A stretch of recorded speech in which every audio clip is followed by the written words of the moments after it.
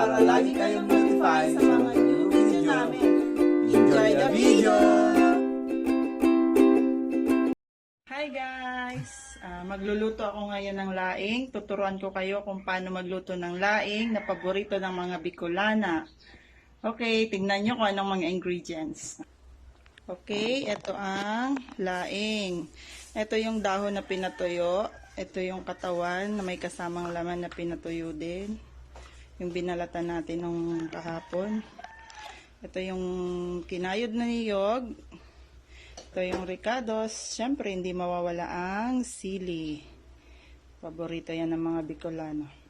Ito naman ang aking pangsahog.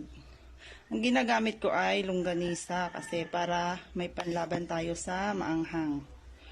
Okay guys, wait lang ha.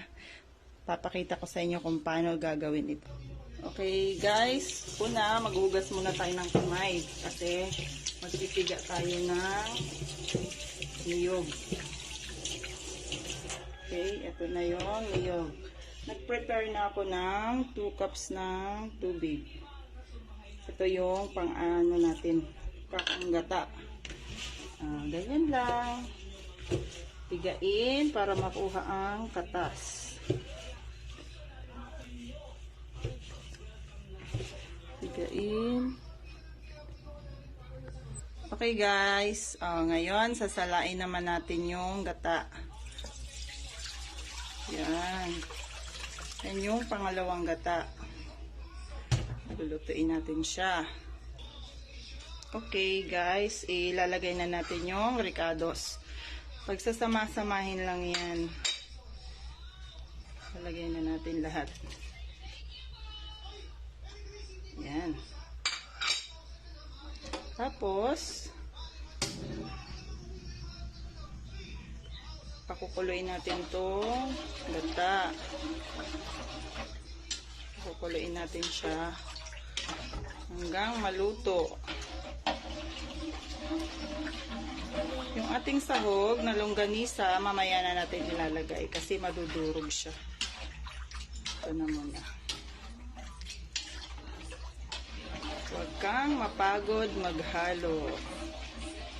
Sabi ng mama ko, kapag mabilis mapagod, pagod. Yan, ganyan. Sa nanay ko to natutunan eh. Kasi nung ako'y nagtrabaho ng Laguna, tuwing uwi ako ng Bikol, ito ang nire-request ko sa kanya. Kasi nga, iba yung luto dito sa Laguna kaysa dun sa luto ng nanay ko. Kaya pinag-aralan ko talaga siya.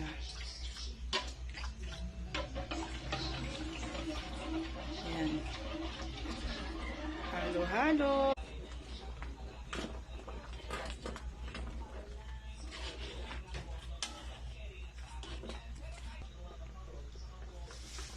Ayan guys, nakulo na siya. Pwede na natin ilagay yung katawan at laman ng saging.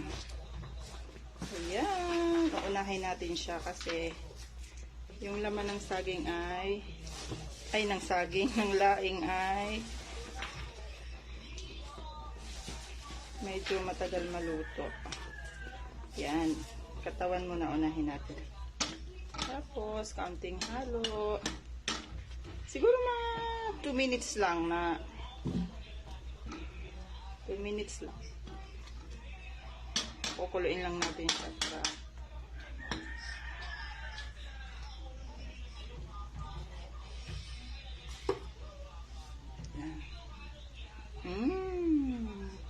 sarap na naman ang kain ito. Antayin lang natin medyo maluto siya ng kaunti bago sunod na natin yung dahon.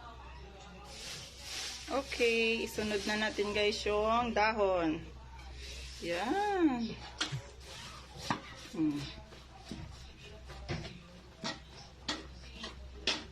Kailangan basahin mo siya ng gata para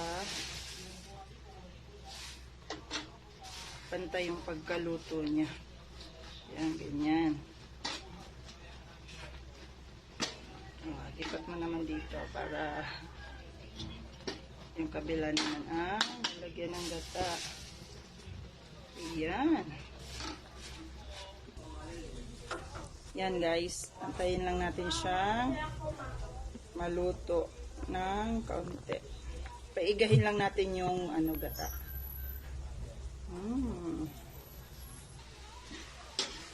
Okay guys, ayan, tuyo na siya. Lalagay na natin yung unang gata. Tinatawag na kakang gata. Ito yung magpapasarap lalo sa laing. Ito yung magpapamantika sa laing natin. Na lalong magpapasarap sa lasa ng laing natin. Yan guys. Okay. Wait lang natin siya ng siguro mga 2 to 3 minutes. Pwede na yan. Kain na ng sunod dyan. Yan guys.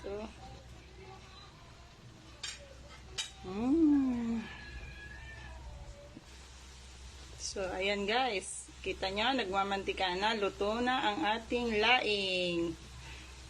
Ayan, ganyan siya. Ganda. Sarap niyan guys. Okay na. Tara, kain tayo.